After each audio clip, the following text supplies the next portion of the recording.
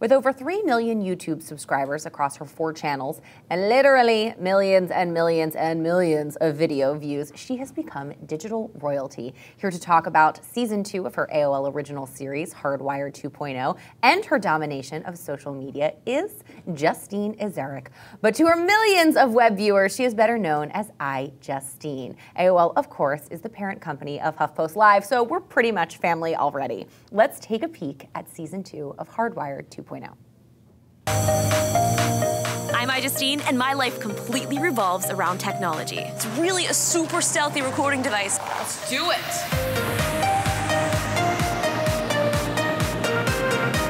They figured out a way to use 3D printing to build a replacement for the human skull. We're now able to monitor our own brainwaves and have fun in the process. This is awesome! Eye-tracking glasses I'm wearing will tell me how effective a soldier I can actually be. I'd like a replay of my victory. I've always wanted to be a superhero, so this is real life.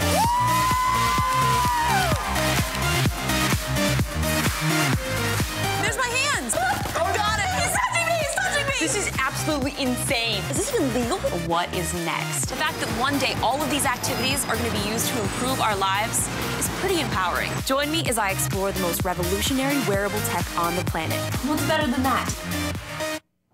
Congratulations on the 2nd season. It looks pretty crazy. Oh man, it's even going to be crazier this year, so I'm so excited. And it's only one of 4 series at AOL series that got picked up. It's kind of crazy. Yeah. Well, I think you can kind of tell why. Well, it's so much fun, and I think everyone loves technology, and I think we really push the envelope on like things that we can cover. And not only are we covering cool stuff, but we're finding the people that are making this, and we're going to the places and talking to the people that are really doing this and living it and creating it.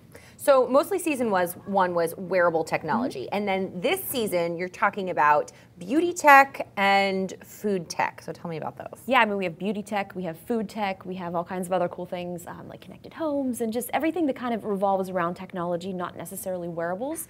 There's so much that goes into this. So the beauty tech is kind of cool. It's different ways that people are using technology to change things that you wouldn't normally want to have, like these crazy hair removal lasers. It was like kind of scary. I'm like, wait, what is this gonna do if I put it on my arm? But it's like testing this stuff out live and just seeing what happens. What do you think are maybe 1 or 2 of the coolest things that you were shocked were sort of out there on the market and you could even do anything with? This is actually, it's not even that crazy of technology, but I was still shocked that it actually worked. We're covering something in a future episode about tracking your luggage. So when I landed in New York, I had this thing in my luggage, which you'll see in the episode, and I watched my bag come around the carousel on my phone. So I knew that it was actually there. It's like waiting for your Uber. You can see it coming. You know exactly where it is. Exactly. And I'm like freaking out in the terminal, and people are like, do we need to call someone? Like, what's she so excited? I was like, no, my bag, it's coming. It's on the thing. And they're like, well, yeah, so is mine. I'm like, yeah, but no. Like, I see it. So, yeah. But like, it's over there. I know. I literally know it's coming. Like, look, see? I'm like showing strangers, and they're like, this is the last thing we want to be doing at 11 at night. Yeah, people at the airports are kind of cranky. I have another question here from Ryan Buxton, who's one of our post producers at HuffPost Live, who says, what do you think of YouTube's new ad campaign promoting some of its highest profile users? Do you feel the pressure to stay relevant has gotten bigger with a larger focus on YouTube personalities? I'm actually so excited because I love all 3 of those ladies. So I actually have a bunch of selfies that I went around town like taking with them. And it's cool because YouTube is such a platform for people to be creative and to really do whatever you want to do.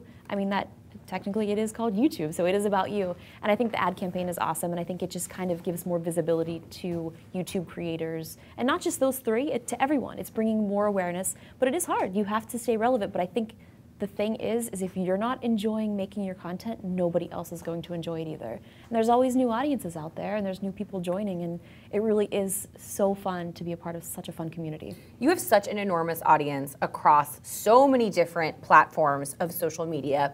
How do you give advice to someone who doesn't have a huge presence and wants one and feels like, well, I'm nobody and who cares what I have to say? How do you actually build up those followers? Well, I was 12 when I first started doing things online, so if you would like to figure out how old I am and do the math, it's a really long time. So it's not that long. We're the same age. Let's not get. Okay, well, it's not depressing. But in internet time, that is hundreds and hundreds of years because things do move so quickly.